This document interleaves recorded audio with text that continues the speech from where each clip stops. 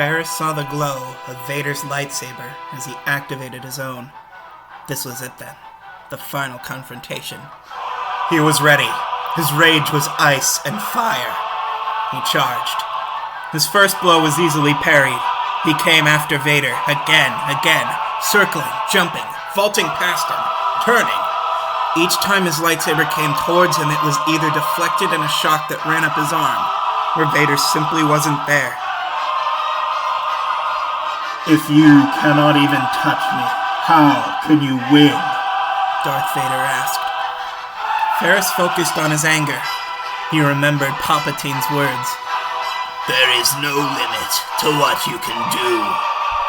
He charged at the dark figure again. This time his strike came close. He touched the edge of Vader's cape.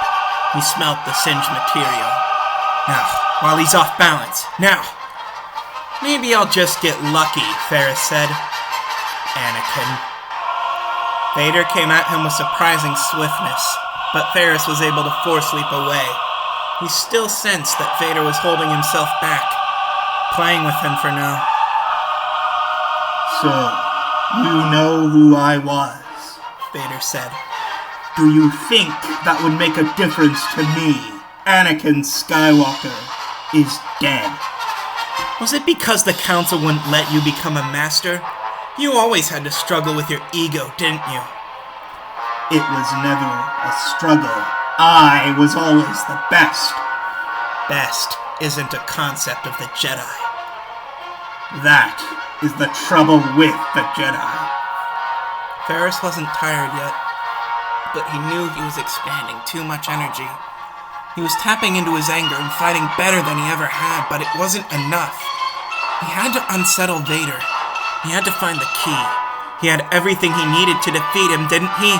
He had the Sith holocron for strength, Vader's true identity in his hand, his own rage. With these tools, he could do it. The Emperor told him as much. Ferus thought quickly. He wanted to pick the battleground, someplace that would unsettle the former Jedi. There. The stairway to the Jedi Council's high spire. Ferus started to climb. He knew Vader would follow. He came out into the circular room. It was half rubble. The seating blackened lumps. The vast transparent steel shattered. Wind whipped around the room. The Dark Lord entered. The wind blew back his cape. He stood, legs apart, ready for battle, looking forward to it. Ferus was certain of it.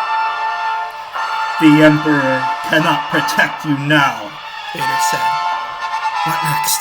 What could Ferus do to get him off balance? He suddenly had a flash of intuition. He remembered what Keats had told him. What about Senator Amidala? He asked, leaping away from Vader. He faced him, his lightsaber held in an offensive position. What about Padme? What happened on Mustafar? He felt the quake in Vader. He had reached him at last. Do not mention her name! I thought it was a lie that the Jedi killed her. Ferus suddenly understood, the Sith holocron burning under his tunic. It wasn't. You killed her, didn't you? You killed the woman you love! Vader's wrath filled the room. Ferus could feel it. Instead of turning away from it, he took it. He filled himself with it. This is what the Emperor meant. This is the last step. He flew across the room, and this time he landed a blow. Vader roared. It was a howl of fury, inarticulate, undisciplined, totally unlike his usual icy control. The control box on his chest began to smoke. Stones in the floor ripped out and were flung towards Ferus. He dodged them, rolling and twisting away. A blackened piece of furniture flew across the chamber and smashed into the wall over his head. Anything that could be torn from the floor or walls came at him. Conduits, debris, hunk of stone. He dodged and weaved, attacking and retreating as Vader hit him with everything he had. How did you kill her, Anakin? Did you lose control? Did you see her die, Anakin? Is that why you wanted Zan Arbor to perfect that drug? Was it for you, Anakin? So you could forget her? So you could forget your wife?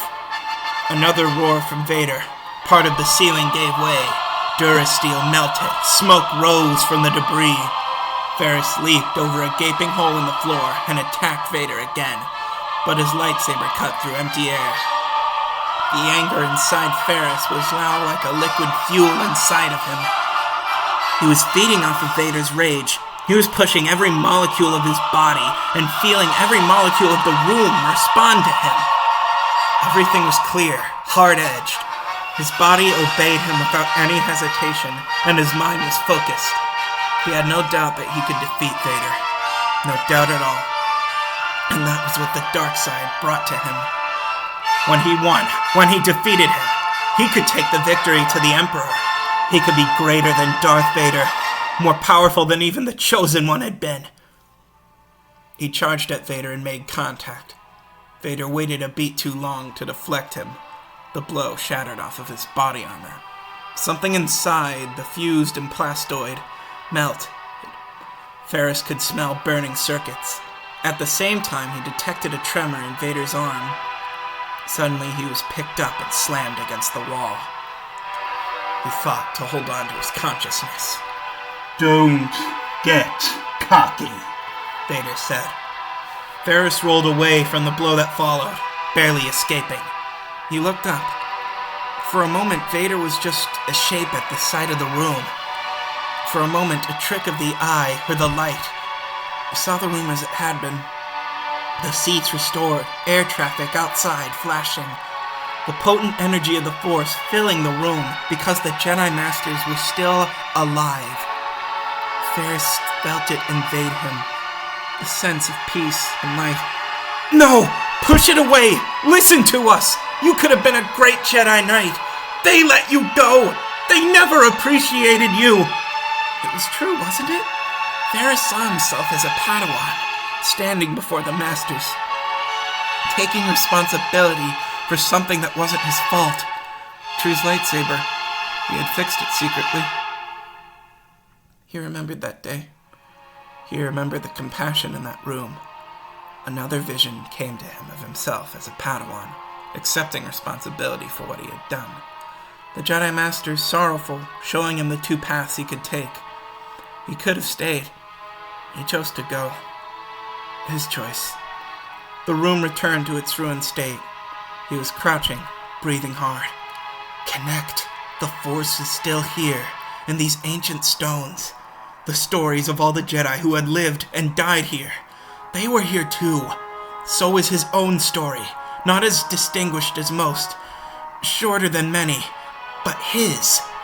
He had followed the path for as long as he could, as well as he could. And the Masters never asked him for more than that. He felt the wisdom of the Masters inside of him, and he gripped that feeling with his hands and let it fill his heart. He rose. He had no doubt. They had reached out and touched him. Many hands on his shoulders, showing him, here is one way, here is another. Choose.